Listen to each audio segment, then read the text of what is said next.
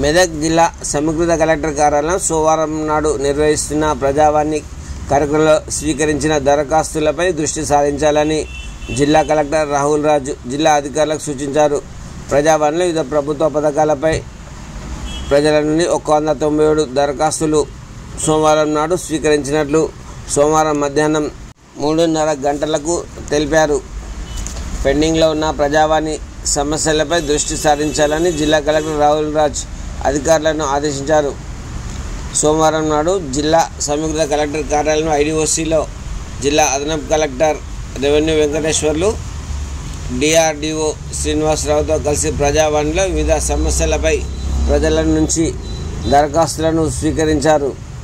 ఈ సందర్భంగా జిల్లా కలెక్టర్ రాహుల్ రాజు మాట్లాడుతూ ప్రజావాణి సమస్యలపై ఆరా తీశారు.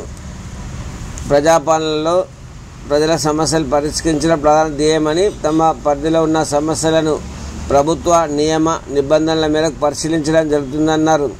లేని పక్షంలో పరిష్కారం కాని సమస్యలపై లబ్ధిదారులకు అర్థమయ్యే రీతిలో అవగాహన చేయాలని తెలిపారు. ఈరోజు ప్రజావాణిలో భూ సంబంధిత సమస్యలు 53, 2 డబుల్ బెడ్రూమ్ల కోసం 17, పింఛన్ల కోసం 36, ఉపాధి ఉద్యోగాల కోసం 5, ఇతర సమస్యల కోసం 96, 197 దరఖాస్తులు స్వీకరించడం జరిగిందని తెలిపారు.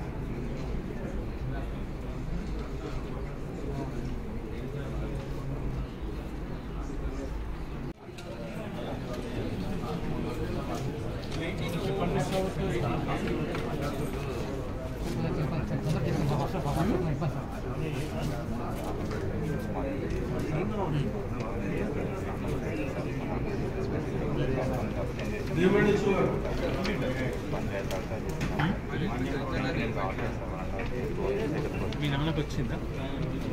మీ నాన్నకు గవర్నమెంట్